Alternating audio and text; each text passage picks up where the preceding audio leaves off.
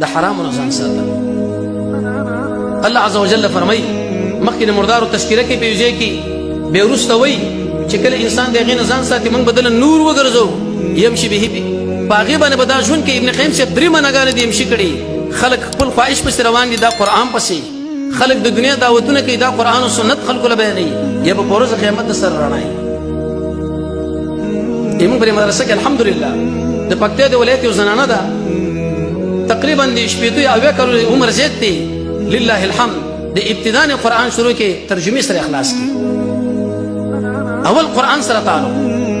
دویم ذکر د رب العالمین خو لیکن د رسول الله د سنت برابر تاسو کو دا موقع چې زمنګ نه لاړه به په ورځ قیامت دی لاسونه مو قرآن کې الله فرمایي به داخله لاسونه مګي په دې لاس باندې بخله لګي هیڅ پیدا و بیا ورنکی وخت اسیم تیریږي څومره وخت تیر شو